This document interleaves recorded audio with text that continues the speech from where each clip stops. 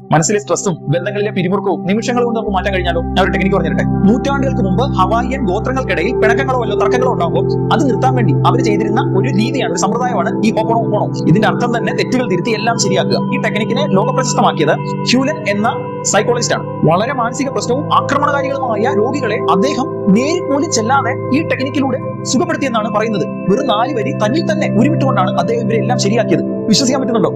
പക്ഷേ ഈ ടെക്നിക്ക് ഭയങ്കര പിതാക്കളാണ്.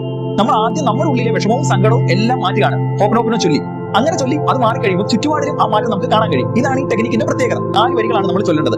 ഒന്നാമത്തെ വരികൾ ഐ ആം സോറി, എന്റെ ഭാഗത്തും തെറ്റുണ്ടെന്ന് ഞാൻ സമ്മതിക്കുന്നു. രണ്ടാമത്തെ ലൈനാണ് പ്ലീസ് ഫോർഗീവ് മീ, എന്നോട് പൊറുക്കൂ, എന്റെ ഉള്ളിലെ കുറ്റബോധത്തിൽ നിന്നും നെഗറ്റിവിറ്റിയിൽ നിന്നും എനിക്ക് മോചനം വേണം. മൂന്നാമത്തെ വരിയാണ് താങ്ക് യു, ഈ പാഠം എന്നെ പഠിപ്പിച്ചതിന്, എന്റെ ചുറ്റും ആൾറെഡി മാറ്റം തുടങ്ങിയതിന് നന്ദി. നാലാമത്തെ വരിയാണ് ഐ ലവ് യു, എല്ലാത്തിനും മുകളിൽ ഞാൻ എന്നെ സ്നേഹിക്കുന്നു. ഇനി ഇതെങ്ങനെ ചെയ്യാമെന്നല്ലേ? സ്റ്റെപ്പ് 1, നമ്മൾ കണ്ണുകൾ അടച്ച് നമ്മളെ വേദനിപ്പിച്ച വ്യക്തിയോ അല്ലെങ്കിൽ ആ സാഹചര്യത്തെയോ അല്ലെങ്കിൽ ഇപ്പൊ നമ്മൾ അനുഭവിക്കുന്ന സാമ്പത്തികമായോ മാനസികമായോ ആ ബുദ്ധിമുട്ടിനെ പറ്റി ആലോചിക്കുക. സ്റ്റെപ്പ് 2, ആ വ്യക്തിയോടോ അല്ലെ ആ സാഹചര്യത്തോടോ അല്ലെ പ്രപഞ്ചത്തിനോടോ സംസാരിക്കുന്നത് പോലെ ഈ 4 വരികൾ നമ്മൾ ആവർത്തിക്കുക. സ്റ്റെപ്പ് 3, ആ വരികൾ പറയുമ്പോൾ അത് ഫീലിംഗോട് പറയുക. ഇത് ഇന്ന് തന്നെ ഒന്ന് പരീക്ഷിച്ച് നോക്കിയാൽ